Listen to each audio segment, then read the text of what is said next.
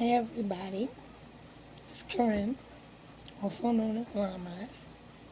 I'm back today, and this is where we're definitely starting. Okay, so lupus. How do we explain it? How do we figure out what's going on with this? For starters, I'm going to give everybody some information on lupus because a lot of people have got diagnosed and nobody knows exactly what it is. So here we go. Lupus is an autoimmune disorder, meaning your immune system is fighting against itself.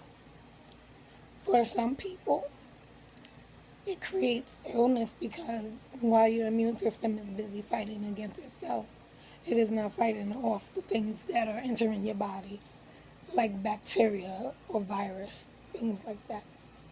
Other people, the overactive immune system is building up too many antibodies and building up things that don't need to be built up to that extent. So, it becomes problematic.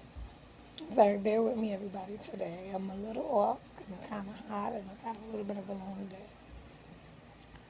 So, there are three main types of lupus.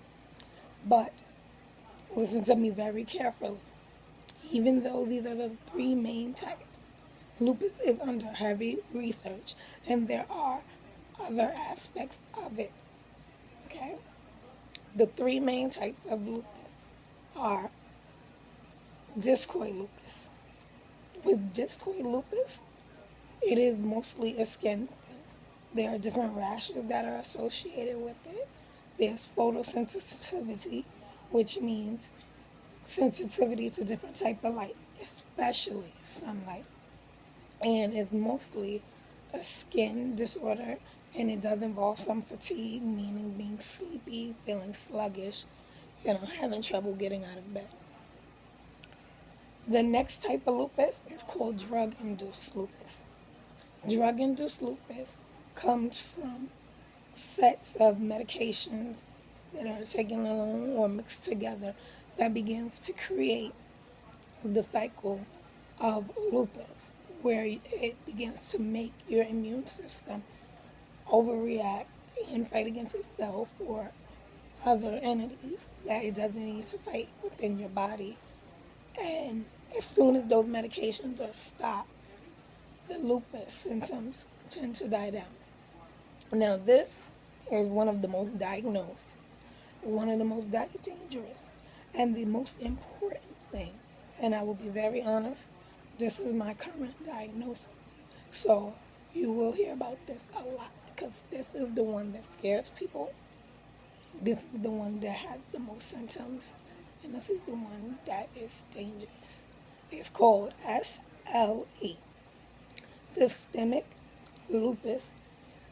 And I have trouble with the last word, erythematosus, something like this. But for short, most people call it SLE. And when people talk about lupus, this is the main one that they talk about. The first word, S that starts with the S, is the systemic. With this particular type of lupus being systemic, it affects all systems in your body. It can affect your skin, which is one system. As you see here on me, I have red marks, I have vitiligo, I have many marks. And that's because systemically, my skin is one of my hard hit places. Systemic lupus is dangerous because it can take down your respiratory system, anything you're breathing, your adrenaline system, how you sweat, how you react. It can take down your kidneys, which is your body's cleansing system. It can even take down your nervous system. Your reaction time will be off. It is almost, if not more dangerous than a stroke. It can create mental illness and chemical imbalances. And these all do not happen in a certain order. They can happen at any time, any way. And this is why systemic lupus by far is the most dangerous, because you can have no rash and a failing kidney. So how do you tell you're sick? With systemic lupus, you need to stay on top of all of your doctor's appointments. I know some people hate needles. I know some people hate pills. I know you hate it.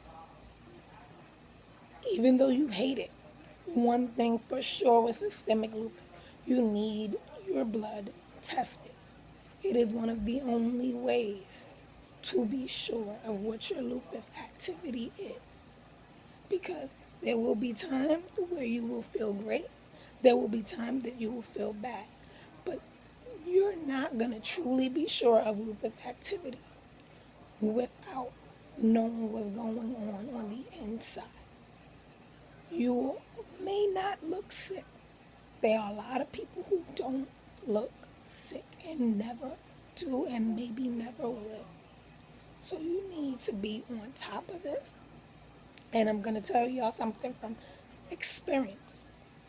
When it comes to systemic lupus and it comes to being on top of your blood work and your doctors, make sure you are comfortable with your doctor.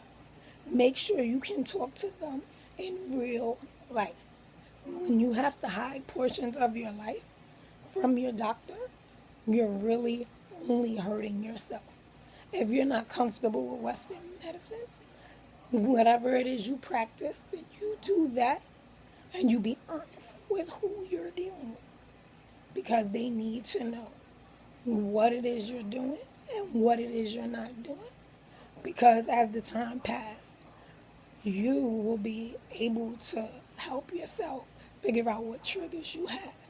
And honestly, nobody can do that but you.